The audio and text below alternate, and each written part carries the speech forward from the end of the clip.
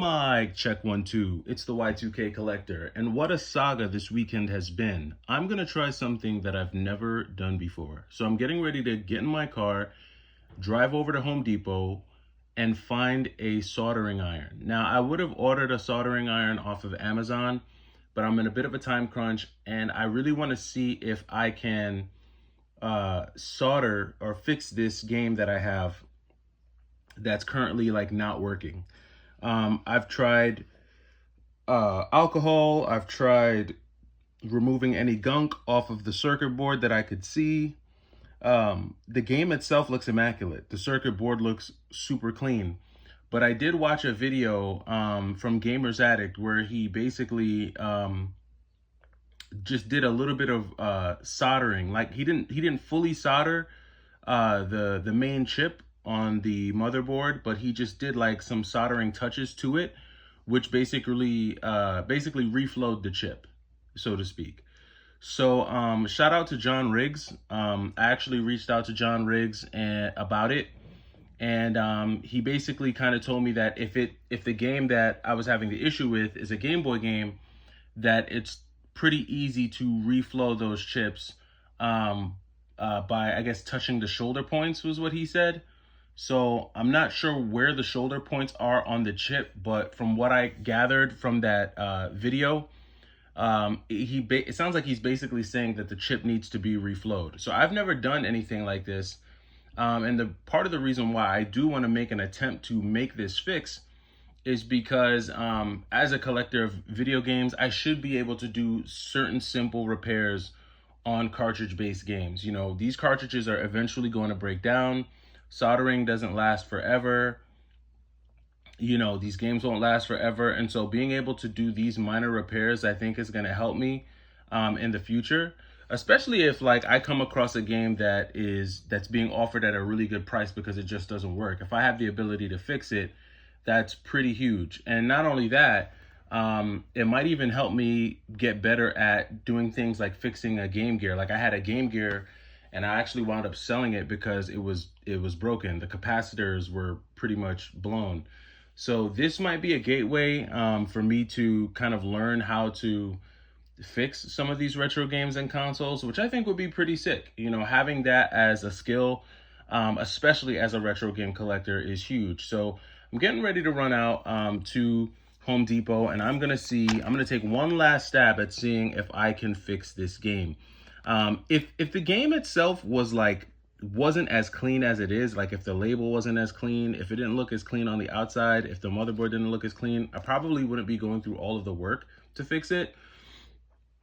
But because of how clean a cartridge it is, it has to be something really simple. And it's not like it doesn't work at all. It does work. It just, when you power it on, it only plays for a certain amount of time, and then the screen goes black. And the video that I saw, the Gamers Addict, the video game that he demonstrated reflowing a chip was Gex for the Game Boy Color. So it looked pretty simple.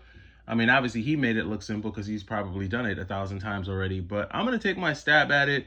I know that these kits can sometimes be really cheap. I know Amazon has one that's super cheap for like $9 or something like that. But Home Depot has one, I think, for like $14 or $20. But that one does come with like a HD like halo light ring, I guess, to give you more light as you're working, which I guess is pretty cool. But again, I don't really care to wait to have Amazon deliver one, although I could have one overnighted, but it's Sunday. I actually have the free time to kind of dig into this and get my hands into it. So I'm going to see if I can fix this now. So that was the first thing I wanted to talk about. The second thing I wanted to talk about was, so I caught Phoenix Resale's most recent video today. He dropped a video with a reseller who basically makes $50,000 a year reselling games as a side hustle on Amazon. Now, I've said this before, and I'll say it again and I'm saying it for the folks in the back of the classroom. This will only work. Reselling video games at that level only works if you're able to do it on Amazon. And in my opinion, if someone knows another way to do this outside of Amazon, feel free to comment down below and let me know. But reselling cheap, undesirable video games, games like NBA 2K15 and, Fallout 4, and games that people are, letting go for 5, 6, $10 at GameStop, the games that we typically pass when we go to the game stores. The only place guys are able to flip those games is on Amazon.com. And the only way you will be able to flip those games on Amazon.com is if you are ungated to sell those games on Amazon.com. Getting ungated today is not the same as it was 4, 5, 6 years ago. Before, it was I'm not going to say it was very easy, but it was easier, I think, in my opinion, to get ungated, especially to sell video games. These days, Amazon, and by ungated, some of you might be like, well, Y2K, what does it mean to get ungated? Ungating is basically the process of asking Amazon if you can sell a certain product on their platform. Amazon is not like eBay. It's not a place where you can just buy something and then turn around and sell it on their platform. Amazon has way stricter criteria. They have a way more strict system of checks and balances to that will, for people that are trying to sell on their platform. The reason for that is because Amazon highly prioritizes the customer first. They do not prioritize sellers at all. Not at all, but they primarily prioritize customers. And they do that because they want their customers to feel absolutely secure in anything that they buy from Amazon.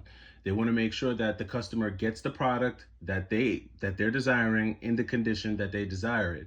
And so getting ungated to sell certain things is very, very difficult, because not only do you have to deal with Amazon restrictions, but sometimes the manufacturer themselves, they might put a restriction on who they allow to sell their products on Amazon. And so if you have not gotten the permission from Amazon to sell video games or sell movies or DVDs or whatever it is you're trying to sell on Amazon, it's going to be very difficult for you to do that now in 2025, because in a lot of cases, like for instance, in the case of like Nintendo,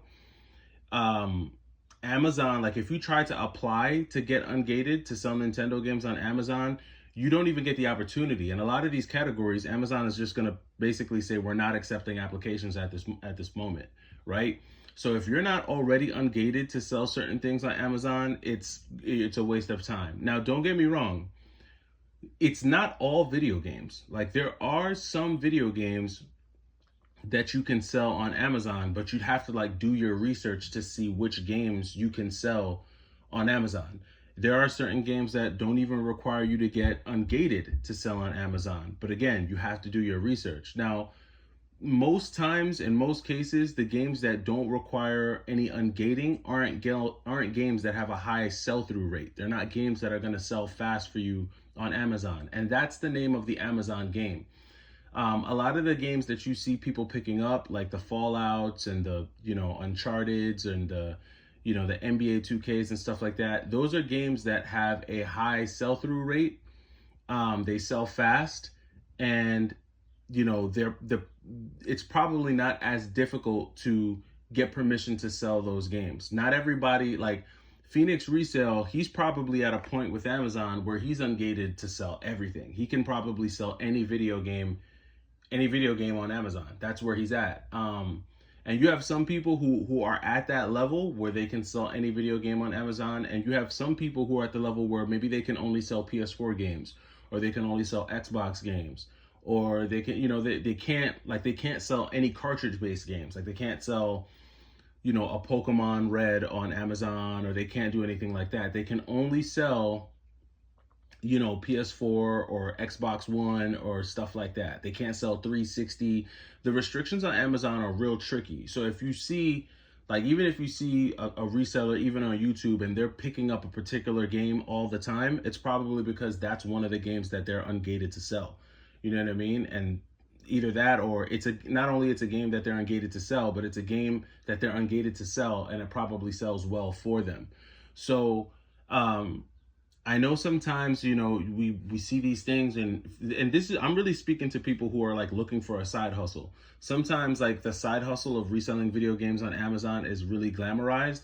Before you try to get into this, my recommendation to you, it would be to first go on Amazon's website and check to see what it would take for you to get ungated, to sell these games on Amazon. Usually, in a lot of instances, they require you to send them an invoice showing them that you've purchased at least 10 copies of whatever it is you're trying to sell. That's one way that you can apply to get ungated. A lot of times you have to have a healthy Amazon account. Sometimes when it comes to Amazon, you even have to have like some type of track record. Like if you have no history of selling anything on Amazon, that could also get you stiff-armed when you're trying to sell on there. So it's not as easy as it looks. It is a decent side hustle, but it is a lot of work. You have to be very careful because Amazon will be very quick to shut you down. So you have to make sure that whatever it is you're sending out there is in tip-top shape. This is why Phoenix Resale is so anal about the games that you send him. This is why he has very strict requirements. It can't be tears, it can't be this, it can't be that, because it's not eBay. If you send him a game that's in an 8 out of 10 condition and he turns around and tries to send it to Amazon, especially if he's doing like FBA, if they see that it's not in like tip-top shape, they're going to send it back to him, which can incur fees, which, you know, just slows down his whole business model. That's why he's like, it needs to be in great shape. So there's a lot of like little ins and outs and a lot of little nuances when it comes to hustling video games on Amazon. And all you see is the, oh man, I picked this game up here, I picked this game up there, and I was able to sell it and get an $8 profit. It's all the minutia in between picking the game up and selling it that you need to know, that really makes or breaks that hustle. And the real key to all of that is getting permission from Amazon to sell on their website. Without that, you've got nothing, in my opinion. That business model will not work for you. That's just my opinion. Again, if I'm wrong, I'm not a reseller, so I don't know, but I do know, because I've tried to do other things on Amazon. I've tried to see how the program works. That's the only reason why I know how Amazon works. So I could be dead wrong. If I'm dead wrong, somebody let me know. You can let me know down in the comments below, but I don't think I'm wrong on that. And I think that's the biggest part of the reason why competition for selling on Amazon is still pretty low, because of how hard it is to utilize their platform. If it was as easy as eBay, believe me, the prices that you see games selling for on Amazon would be way down. The only reason they're that high is because there's a limited number of players in that space. But let me know what you think about that in the comments. Let me know if you think it's a valid side hustle that you'd be willing to get into, and I'll catch you in the next video. This is Y2K Collector. Take it easy.